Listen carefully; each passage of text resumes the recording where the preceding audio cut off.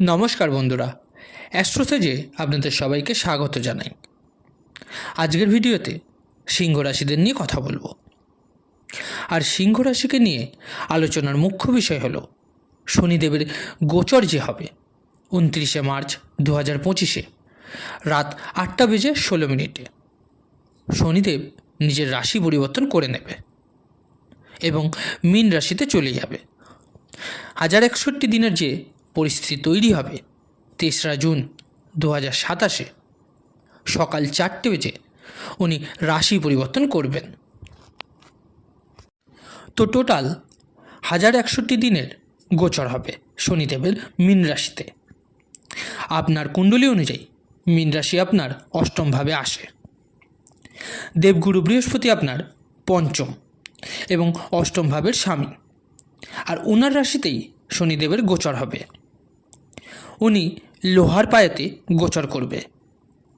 মোটামুটি 921 দিনের জন্য এই পরিস্থিতি থাকবে, কারণ কিছু দিনের জন্য শনিদেব বক্রী পরিস্থিতিতে চলে যাবে 13 জুলাই থেকে 28শে নভেম্বর 2025। তো 921 দিনের জন্য লৌহ পদের পরিস্থিতি আপনার জন্য তৈরি হবে। শনিদেবের লৌহ পায়ে একটু চিন্তার পরিস্থিতি তৈরি হয়ে যায়। ফ্যামিলিতে ঝামেলা, অশান্তি, দুঃখ, কষ্ট, ঝামেলা বেড়ে যায়। সিংহ রাশির জন্য মিক্সড ফলদায়ী হবে এটা। কিছু খারাপ তো কিছু ভালো প্রভাব। শনির ঢাইয়া শুরু হয়ে যাবে, তো 2.5 বছর ঢাইয়ার প্রভাব নিয়ে আপনার রাশিতে থাকবে। আর সূর্যের সঙ্গে শনিদেবের শত্রুতা, মানে অ্যাংজাইটি, ডিপ্রেশন, আলস্য এরকম দেখা যায়। এরকমভাবে ঢাইয়ার প্রভাব আপনি দেখতে পাবেন। কিন্তু কিছু ভালো খবরও আছে।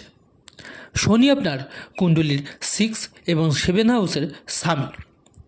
সপ্তম আর দ্বিতীয় ভাব মারক ভাব হয়, আর ষষ্ঠ ভাব ত্রিক হাউস হিসাবে ধরা হয়। ত্রিশ রাশির ভাবের স্বামী বলা হয়। 3rd, 6th এবং 11th হাউসে স্বামী যে হয় তারা ভালো ফল দেয় না, কিন্তু এই হাউসের স্বামীরা বিপরীত রাজযোগ তৈরি করে দেয়। আর যদি খারাপ হাউসের স্বামী খারাপ হাউসে চলে যায়, তবুও ওই হাউসের খারাপ প্রভাব কেটে যায়। কারণ খারাপ গ্রহ যে হয় মঙ্গল, শনি, রাহু, কেতু সেই হাউসেই যায় যেই হাউসে এর সম্বন্ধিত জিনিসগুলোকে খারাপ করে দেয়, আর সেখান থেকে বের করে প্রভাবগুলোকে নিজের রাশি যেখানে থাকে সেখানে দিয়ে দেয়। এর উল্টো প্রভাব সৌম গ্রহগুলোর সাথে হয়। বৃহস্পতি, শুক্র, বুধ, চন্দ্র এরা যেখানে বসে সেখানের প্রভাব ভালো দিতে শুরু করে। তো শনি যেইভাবে যায় সেখানে সম্বন্ধিত প্রভাবগুলোকে ছিনিয়ে নেয়। এবার আমি যে বললাম ভালো প্রভাব দেবে কিছু, তার কারণ হলো বিপরীত রাজযোগের সৃষ্টি করাবে। এর আগে সপ্তমে গোচর করেছিল শনিদেব, আর তা কেন্দ্রভাবে, কিন্তু এবার উনি অষ্টমভাবে চলে আসবে। তো 6th হাউসের স্বামী 8th হাউসে চলে আসবে, মানে ক্রোগ্রহ 8th হাউসে গিয়ে 8th হাউসের খারাপ প্রভাব দেয় আমাদের কুণ্ডলিতে। তো তাহলে ব্যাপারটা কি দাঁড়াবে? খারাপ গ্রহ খারাপ ঘরে গিয়ে তার প্রভাব বিনাশ করে দেবে। 8th হাউস আসলে কি? বিঘ্ন, বাধা, দুঃখ, কষ্ট, ডিলে আর পরিবর্তনের কারণ। 8th হাউসকে আয়ুস্থানও বলা হয়। মারক ভাব 7th এবং আয়ুস্থান আমাদের জীবন, যা আমাদের জীবন দেয়, ট্রান্সফরমেশন দেয়, তা অষ্টম ভাব। আর মেয়েদের কুণ্ডলিতে একে মাঙ্গল্য ভাবও বলা হয়। তো শনি এইভাবে গিয়ে কীভাবে দুঃখ দুর্দশা সমাপ্ত করবে, বিপরীত রাজযোগ তৈরি করবে, তা নিয়ে আলোচনা করব। আচ্ছা, এখানে আপনাদের বলে রাখি, যারা নিজেদের বাচ্চাদের প্রেডিকশন করাতে চাইছেন তারা অবশ্যই আমার টেলিগ্রাম চ্যানেল জয়েন করে দেবেন। লিঙ্কটা ভিডিও ডেসক্রিপশানে পেয়ে যাবেন। আর যে সকল বন্ধুরা নিজেদের রেমেডিস বা প্রতিকারের জন্য স্টোন ব্যবহার করতে চাইছেন তারা অবশ্যই এই ভিডিও ডেসক্রিপশানে আরেকটি লিঙ্ক দেওয়া আছে, একবার চেক করে নেবেন। নেওয়া না নেওয়াটা সম্পূর্ণ আপনার উপর, কিন্তু কী ধরনের জিনিস আমি ব্যবহার করতে বলছি ওখানে গেলে একবার দেখতে পাবেন। এবার আসি মূল ভিডিওতে। অষ্টমভাবে শনিদেবের গোচর হওয়া আর লৌহ পায়ের গোচর হওয়া, এর খারাপ পরিণাম থাকে ফাইন্যান্সিয়াল প্রবলেম, ফ্যামিলিতে প্রবলেম।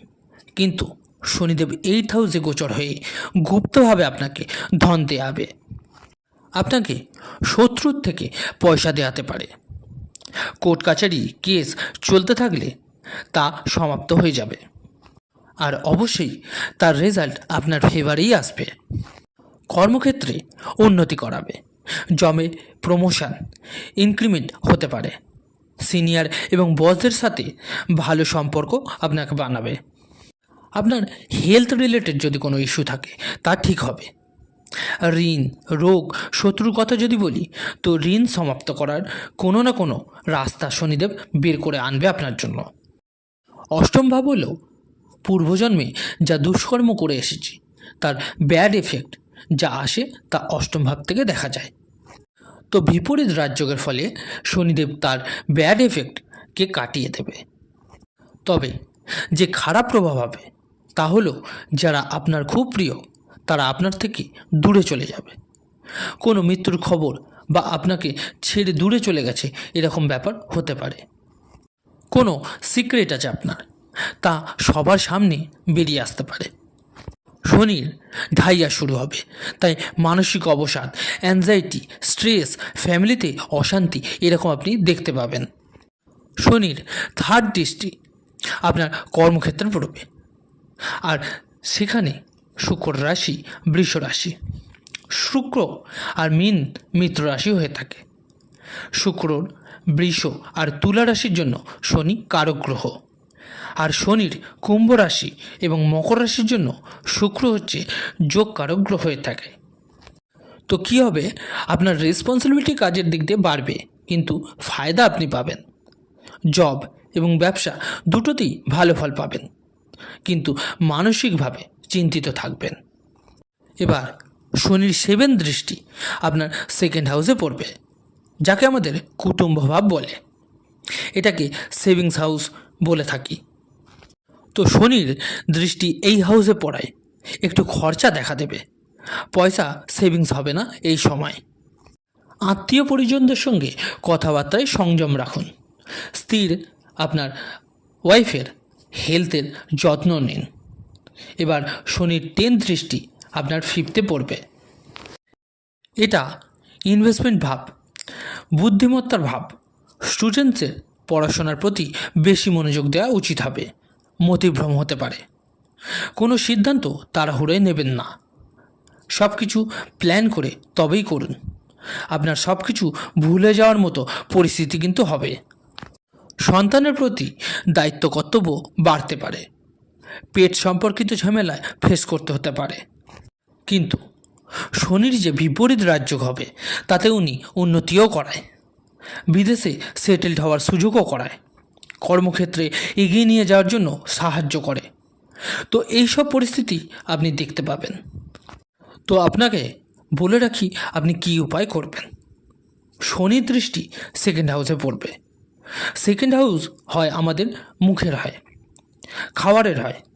তো খাবারের প্রথম গ্রাসটা কুকুর বা গরুকে দিন, কারণ আপনি লক্ষ্য করে থাকবেন খাওয়াতে আপনার চুল পড়ে যাওয়া বা কোনো না কোনো প্রবলেম আসবে। জাঙ্ক ফুড থেকে দূরে থাকবেন।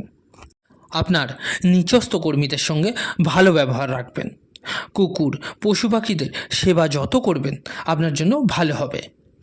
নিজের চুলের যত্ন নেবেন, নিজের ফেসকে ক্লিন রাখবেন, কারণ শনিদেব চুলেরও কারক হয়।